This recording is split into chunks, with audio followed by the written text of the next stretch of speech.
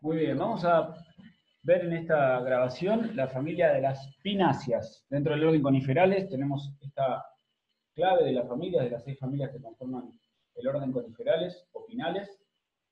Y dentro de las llaves que se abren, en el lado de la inserción espiralada, tanto de las hojas como de las brácteas, vamos a tener eh, entre las araucarias, las pináceas y las taxodiáceas, el grupo de familias con brácteas leñosas grandes y numerosas. Y a su vez, estas 3 familias se pueden diferenciar por el tamaño del estróbilo, la forma del estróbilo y principalmente la cantidad de óvulos por cada bráctea óvulo de los estróbilos.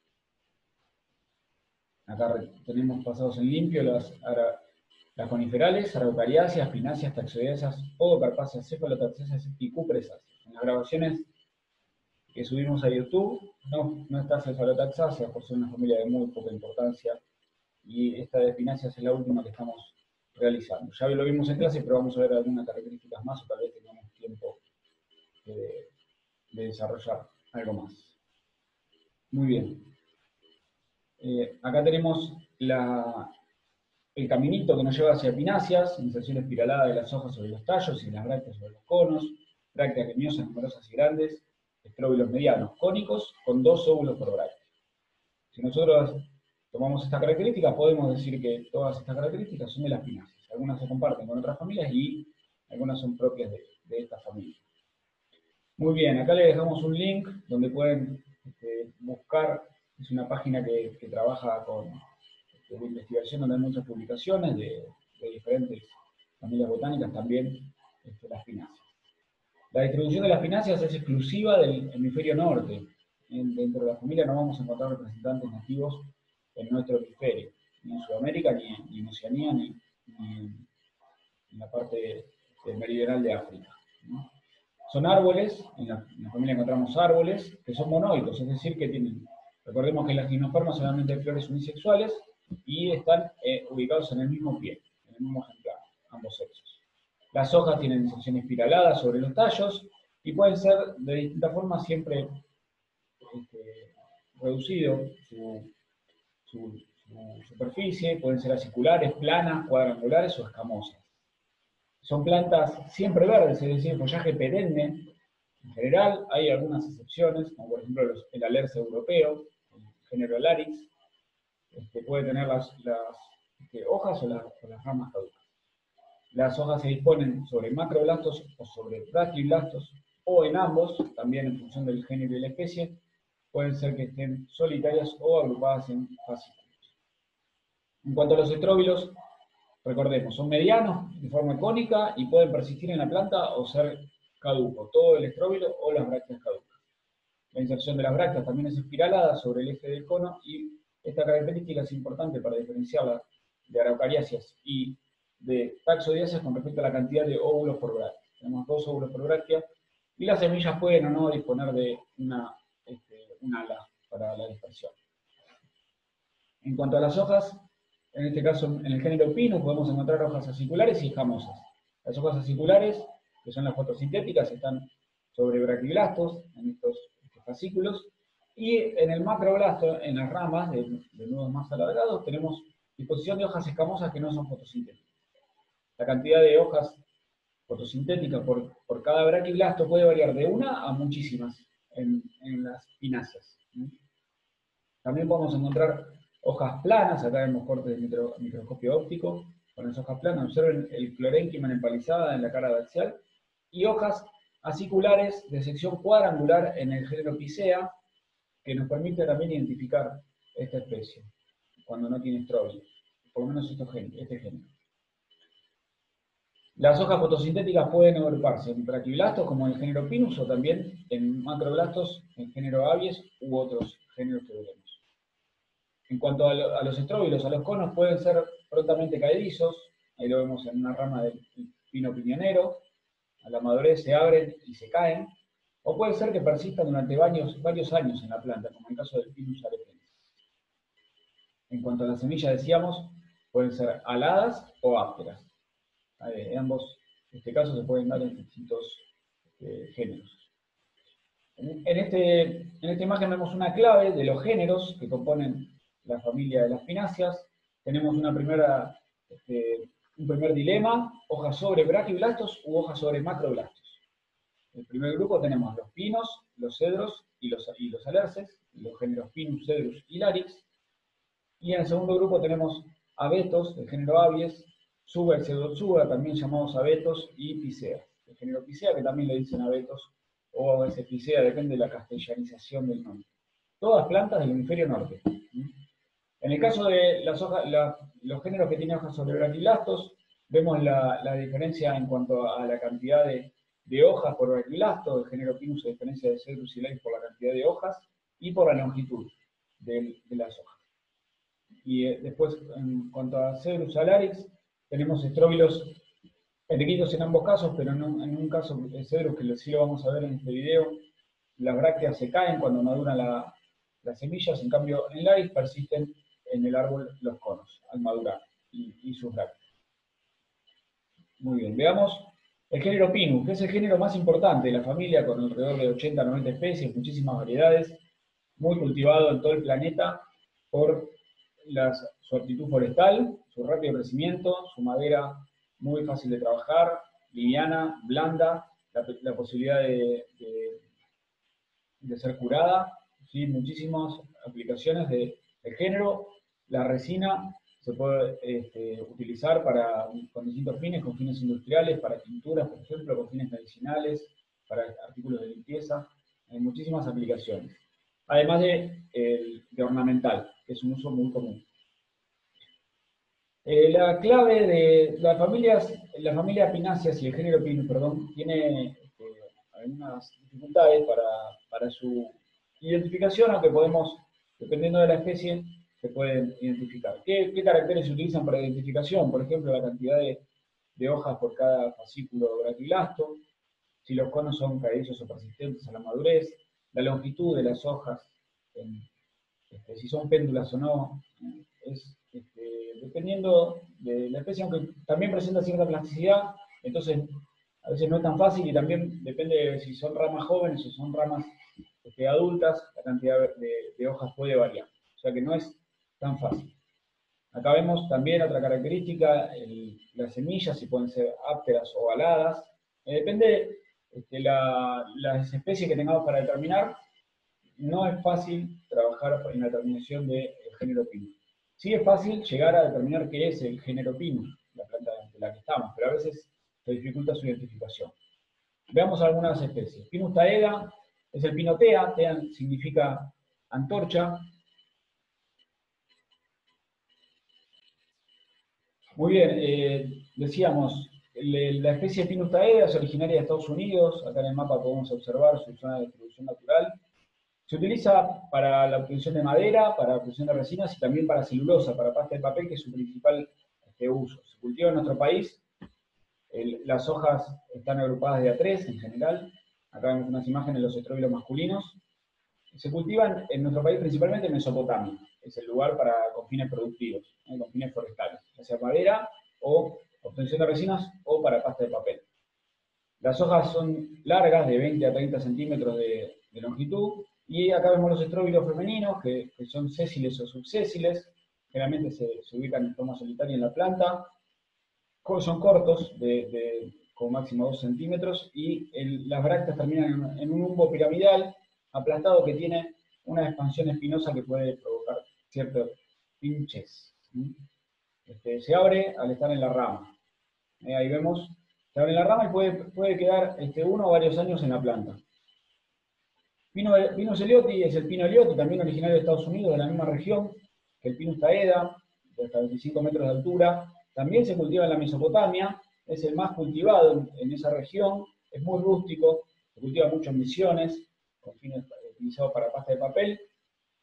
Se extraen resinas y también se cultiva para madera. Esta madera, la de la pinotea y la pino elioti, también se la menciona como pino Brasil o pino Paraná en los aserraderos, pero es bastante distinta la madera, aunque tiene las mismas características de fácil de trabajar, liviana, fácil de clavar, entonces por eso rápido crecimiento, entonces Se confunde, sin querer o queriendo, ¿no? Acá vamos a encontrar de 2 a 3 hojas por fascículo, en las ramas jóvenes 2 hojas y en las adultas puede haber 3. Por eso le decía la dificultad de la identificación. Las hojas se presentan en una textura laxa de 20 a 30 centímetros de longitud, y acá vemos los estróbilos masculinos, que cuando se abre libera muchísimo polen. Recordemos que la polinización es anemófila, por el viento. Los estróbilos son más anchos, los estróbilos femeninos son más anchos que en Pinus caeda, cuando está cerrado, es angosto la parte basal, y después se ensancha al abrirse. Son más grandes también, y puede tener un pie hasta 3 centímetros.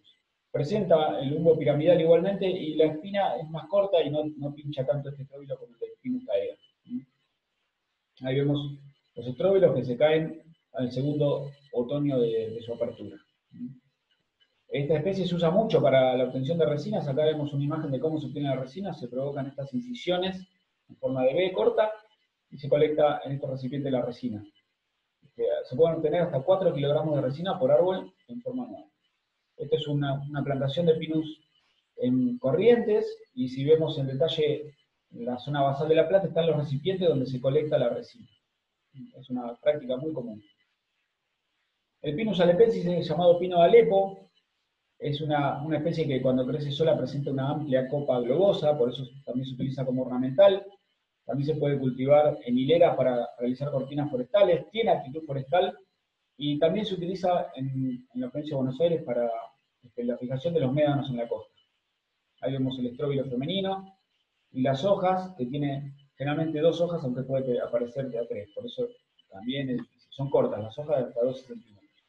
Los conos, en este caso, en esta especie, persisten varios años en la planta. Ahí está un mapa de la distribución natural de la especie, el Mediterráneo. Es el árbol nacional de Turquía, de este país, y ahí vemos los estróbilos femeninos en las ramas, y también en la misma planta los estróbilos masculinos. Recordemos, son diclinos monoicas. El Pinus pinea es el pino piñonero. Tiene una copa parasolada en las plantas adultas. Se identifica relativamente fácil por la corteza, que presenta las placas marrones.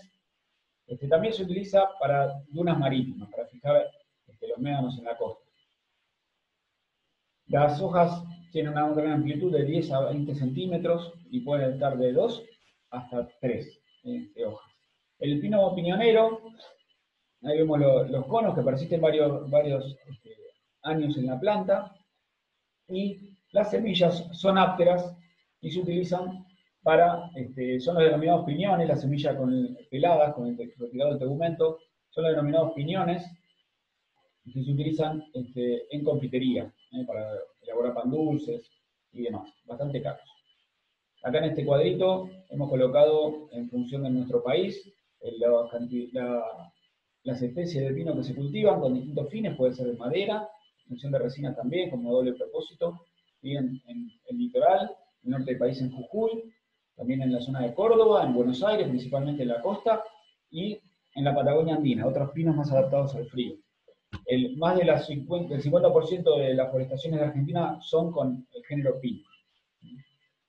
Acá vemos un camión que se puede observar fácilmente la ruta 14 en Mesopotamia, trasladando troncos rollizos de pino, y dejamos unos links con un documental sobre los árboles y otro de proyectos forestales de los bosques implantados, para que puedan ver. Muy bien, volviendo a los géneros de las pináceas, tenemos el género Cedrus. Acá volvemos a tener hojas sobre brachiblastos, pero mucha más cantidad de hojas que el pino, de 20 a 80, y mucho más cortas, menos de 5 centímetros de longitud. El género Cedrus, tenemos estróbilos erguidos con brácteas caducas a la madurez. Cedrus de Adara es el cedro del Himalaya, originario de esa región, de India, Pakistán. Tenemos ahí un aspecto de las ramas, que en las ramas jóvenes pueden agruparse las hojas en macroblastos, pero en los fascículos, las ramas adultas presentan hasta 30, aproximadamente 30 hojas fasciculares, de 2,5 centímetros hasta 5 centímetros. Algunas ejemplares presentan el extremo de las ramas péndulas, con este aspecto. Los conos masculinos son pequeños, ahí los vemos, aparecen en la planta erguidos, y los conos femeninos también son siempre erguidos, están en la parte, los pisos apuntando hacia arriba en las ramas. Cuando están inmaduros son de tipo azulado, con el ápice redondeado, lo vemos en esta imagen, y cuando maduran se caen las brácteas, a los 2-3 años de aparecer, maduran, se caen las brácteas y liberan una gran cantidad de semillas. Ahí vemos las brácteas como van madurando, se van cayendo 2 semillas, son semillas aladas por cada bráctea, como una pinácea, 2 óvulos por bráctea, recordemos, ahí están los restos de brácteas calizas, el eje del cono que queda sobre el árbol, y el ala de la semilla. Podemos separar el embrión del ala. Muy bien.